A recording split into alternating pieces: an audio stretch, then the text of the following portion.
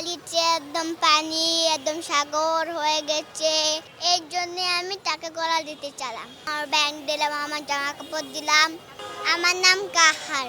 আমি কোনো স্কুলে ভর্তি হই নাই। স্কুলে যখন বেশি বয়স হবে যখন আমি যাব স্কুলে। তুমি নাকি ভালো ছবি আঁকো? হ্যাঁ।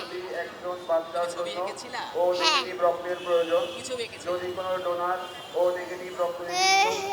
কিছু বেশিছিলাম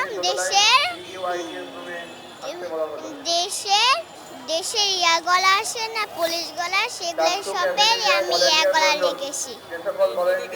হ্যাঁ। আবার এটা কি ফেসবুকে দিছিলা? হ্যাঁ। কি লিখছিলা ওখানে? এইখানে আমি দেশের অবস্থা লিখেছি। যে এরপর কি বলছিলা যে এটাকে বিক্রি করতে চাও, এটা বলছিলা? হ্যাঁ। পরে পরে হলো যে আমি এটা আমি এটা লিখেছি যে চালু কলার গ্যালারিতে লেখার পরে আমি আসলাম। আসার পরে কালকে বললাম যাবো, আমার ব্যাংক না, আমার ভাইয়ার জামা কাপড় না, আমারও জামা কাপড় না। কালকে সকালবেলা আমি গেলাম আমার ল্যাঙ্গুয়েজ ক্লাবে যাওয়ার পরে আমি যখন আমার শেষ হয়ে গেল, যখন একদম আমি এখানে আসলাম, এখানে আসে আমি সব কিছু দিলাম, আমার ব্যাংক দিলাম, আমার জামা কাপড় দিলাম। আচ্ছা, বন্যার্তদের ছবি কি দেখেছো যে ওখানে তারা কতটা কষ্টে আছে? হ্যাঁ, কি কি দেখছো? দেখতেছি যে আমি নোয়াখালীতে একদম পানি একদম সাগর হয়ে গেছে।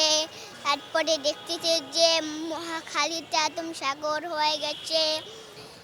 এর জন্য আমি টাকা গলা দিতে চালাম। গত 24 তারিখে আমরা আসি হচ্ছে ওর একটা ব্যাংকে জমানো কিছু খেলনার টাকা ছিল।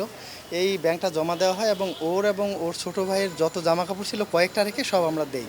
দেওয়ার পরে আসলে চারুকলায় আসি।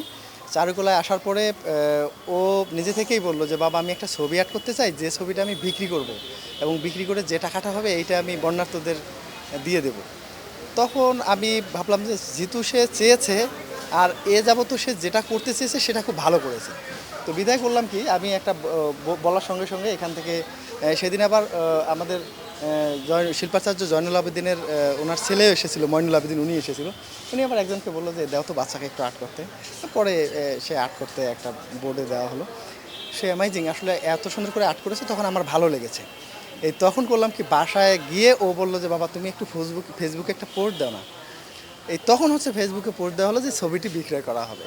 তা গাড়ি ভেঙে গিয়েছে, তারপরে রক্ত একটা মানুষের। আর এটা কি এটা কি? এটা একটা এইটা গাড়ির চাকা। গাড়ির চাকা। আর এই পাশে কি আছে? এগুলা কি? এগুলো এগুলা কি? এগুলো সব পুলিশ। পুলিশ? পুলিশে বুঝাইছে এগুলো না? হ্যাঁ। এখানে পুলিশ। আর এটা বাংলাদেশ। হ্যাঁ, হ্যাঁ বাংলাদেশের পতাকা এখানে লাগানো ছিল, আসতে কয়েকটা পড়ে গেছে। আচ্ছা আচ্ছা। বিক্রি করার সময় বলে দিয়েছিলাম যে আমি এটা বিক্রি করতে চাই। আচ্ছা, পরে ফোন করেছিল তোমাকে কেউ? হ্যাঁ, ফোন করে বলেছে যে আমি এটা নিতে চাই। পরে কত কত টাকা দিয়ে নিবে? আমি জানি না।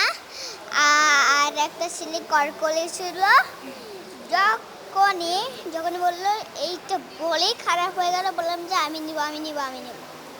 এরকম বলতেছিল? হ্যাঁ, আমি নিব। অনেকেই নিতে চেয়েছে। হ্যাঁ, বলেছিল যে আর আমি নিব। আমি অ্যাকচুয়ালি ফেসবুকে স্ক্রলিং করছিলাম, এমন সময় কাহারের ছবিটা আসলো, ছবিটা হাতে।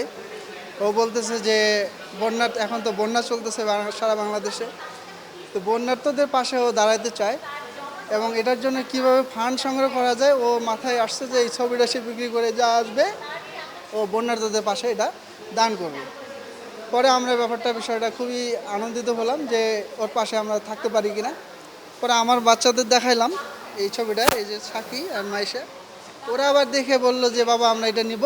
আমরা ছবি আঁকার ব্যবস্থা রেখেছি, যে কেউ চাইলে সেখানে ছবি এঁকে বন্যার্তদের জন্য দান করতে পারে এবং সেই ছবির বিক্রির অর্থটা আসলে আমরা বন্যার্তদের সাহায্যের জন্য দান করছি। তো সেই জায়গায় এই বাচ্চাটা হচ্ছে আসলে সে নিজে থেকে এই ছবিটা এঁকেছিল, এঁকে সেই ছবিটা সে নিয়ে যায় এবং তার বাবা সেই ছবিটা ফ্রেমিং করে নিয়ে আসে এবং আমি যেটা জানতে পেরেছি যে সেই ছবিটা অলরেডি বিক্রি হয়েছে এবং সেই বিক্রির টাকাটা তারা বন্যার্থীদের সাহায্যের জন্য দান করছে।